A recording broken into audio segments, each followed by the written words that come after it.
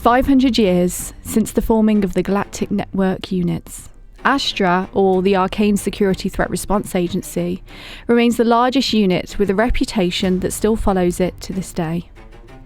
No two agents come to Astra the same way.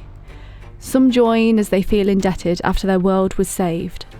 Others grew up with tales of their heroic missions, counting down until they were old enough to enlist. Then there are those less willing, sent to work off a debt or whose families would expect nothing less.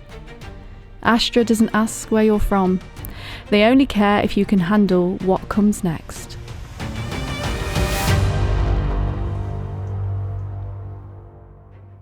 There are worlds that survive not through strength of armies, but through geography. One such planet sits beneath a crown of impossible mountains, their peaks so high and sheer that invasion has never been worth the cost. The thin air, the unstable rock, the constant cold turn away anything that cannot endure. For the Goliaths who live there, the mountains are not a challenge to overcome, they're a guarantee of safety. That world still thrives. Its people remain above the clouds, watching the lowlands from stone strongholds carved into peaks. They hunt along narrow ridges, raise their young where only the strong can stand, and believe that nothing born below the mountains can ever reach them. History mostly agrees. Astra has recruited agents from that world before, small numbers carefully chosen, individuals who descended the mountains willingly and were later recorded, trained and catalogued. Names, origins, clear lines of recruitment. And then there is Snik. Snik could not tell you his planet's name. He only knows that somewhere, far above the corridors of the Pax Astra, there is a place so safe that they never even noticed when one of their own fell out of the sky. Snik Unbord's story begins not with any grand design, but with the baby Goliath's simple curiosity. As an infant, Snik was naturally drawn to curious things. And one of the most curious things that he'd found around his local mountain cave was a number of smaller creatures. They fascinated Snik, hopping, scurrying, scuttling, and they were always so quick. Yet, one day, one of these smaller creatures ventured a little bit too close to young Snik.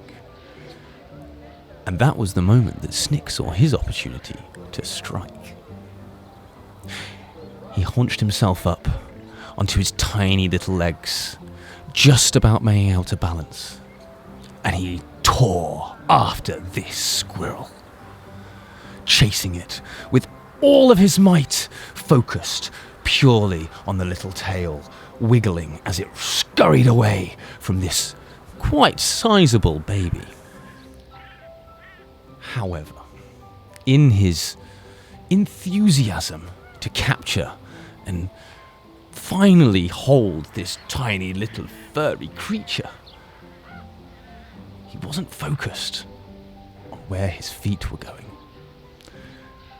And whilst the squirrel, being quite nimble, was able to, for a better word, cling on to some nearby foliage, as it decided the only solution to escape this baby Goliath was to plummet itself over the side of a cliff. Unfortunately, Snik decided to follow suit, tumbling down this cliffside, away from the big cave entrance that he once called home. Snik found himself flat on his little face at the bottom of a mountain. Oblivious to the fact that he was actually leaving the safety of his mountain tribe's territory, this innocent little pursuit found him now alone and a little lost. However, the fearless and ever-curious Snik ventured on forward, trying to find his now seemingly invisible foe, Squirrel. As he ventured further into the forest just at the bottom of this mountain, he stumbled on something very peculiar. Something that was harder, it seemed, than the rock that his mountain was made from. Very shiny, very cold to the touch. Something that Snik quite liked. It was alluring, drawing him in, and in front of him, a giant slope into a massive, yawning opening. So that was it. Curiosity may have killed cats, but it was not about to take Snik, so he wandered in to what is now known as an Astra shuttle. You see, Astra had been on that planet that day, and one of their small ferrying vessels had been transporting agents from the Pax Astra mothership to this particular planetary surface. And it had parked as the agents had left to do their duties, leaving it slightly unattended. And not all Astra agents lock their ships when they should. Taking this opportunity, Snik decided he would have a little venture around this new home or new cave. Very strange, very bleepy, lots of light, he thought. But lots of interesting things to get into. Whether he was following out of just curiosity no longer seemed pertinent. It was more, he had to know what this place was. And so he decided he would wait to see if this cave had an occupant. He found a little corner, a little cupboard. Inside, various different snacks to be had, crispy things and squidgy things. And as he chewed through all of these amazing snacks, the little Goliath began to feel sleepy. So curling up inside this cupboard, he did just that. He had a nap. After all, it had been a hell of a day. The shuttle eventually returned to the Pax Astra, carrying Snik away from his homeland and into the vastness of space. When the shuttle finally returned back to the Pax Astra, this was a moment that jolted Snik awake, and crawling out of his cupboard, seemingly not noticed by any crew members nearby on the shuttle or the actual Pax Astra, he continued venturing, as, you know, curiosity was never going to take Snik. After a few weeks, this continued, of him crawling, scuttling, scurrying, hiding around the Pax Astra, finding various different places that he would find comfort in. Various cupboards, but never wanting to venture out to interact with all of these incredible people that he saw. Various different shapes and sizes, all different species, things, people he'd never seen before.